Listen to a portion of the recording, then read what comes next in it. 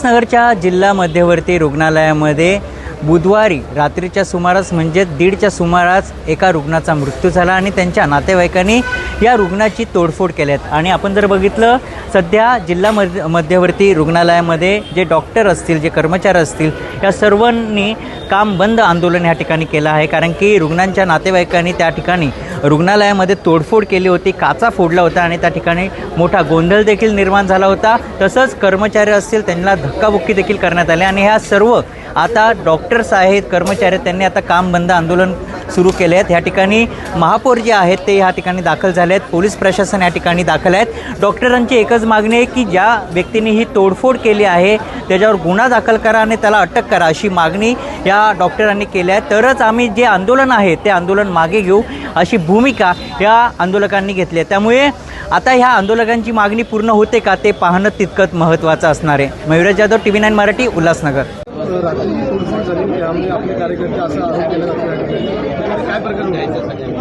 काल जी घटना घडली ती खूप निंदनीय आहे उल्हासनगरसाठी। संबंधितांवर कारवाई करण्यात येईल असं मी आश्वासन दिलेलं आहे प्रशासनाला। आणि जे घडलंय ते कार्यकर्ते म्हणता येणार नाही। मी एक उल्हासनगरची महापौर आहे, मला प्रत्येक नागरिकाचा फोन येईल तर मी त्यांच्यासाठी नेहमी उभी असेल, पण नंतर जर अशी काही घटना घडती तर त्याच्यासाठी मी समर्थन कधीच देणार नाही।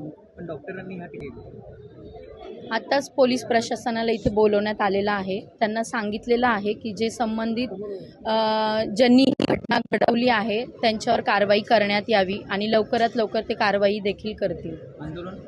आंदोलन ते मागे घेतील, मी त्यांना तशी रिक्वेस्ट केलेली आहे, ते घेतील आंदोलन मागे। हे पहा, ज्या प्रकारे हा विषय इथे आलेला आहे, माननीय महापौर ह्या शहराच्या प्रथम नागरिक आहेत आणि शहरातून असंख्य फोन मॅडमला जातात आणि प्रत्येक रुग्णाला सेवा पुरवणं किंवा त्यांना मदत करणं हे महापौरांचं आद्य कर्तव्य आहे। त्यानुसारच महापौरांनी या रुग्णाला मदत केली होती।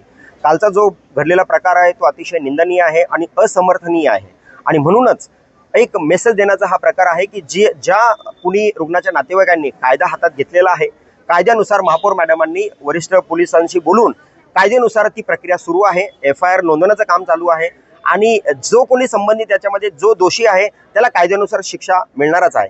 परंतु इथे जे आज आंदोलन आहे, डॉक्टर आणि सर्व स्टाफला देखील आमची हीच विनंती आहे की आपण सर्व प्रशासन आहोत, हे जे रुग्णालय आहे हे 2006च्या लोकसंख्येनुसार इथली व्यवस्था आहे।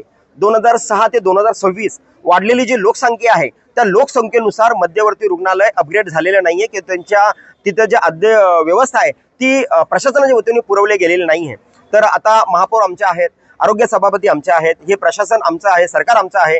तर आम्ही डॉक्टरांकडून जी माहिती आहे ते पाठपुरावा आहे तो घेऊन आम्ही राज्य सरकारशी पाठपुरावा करून ज्या काही समस्या इथे आहेत, रुग्णांना उपचार मिळण्यासाठी ज्या समस्या येत आहेत त्या समस्याचं निराकरण करण्याचा प्रयत्न करू। एक लोकप्रतिनिधी म्हणून आणि प्रशासनाचा हिस्सा म्हणून एक समन्वय साधून याच्यावर तोडगा काढण्याचा निश्चितच आम्ही प्रयत्न करीत आहोत।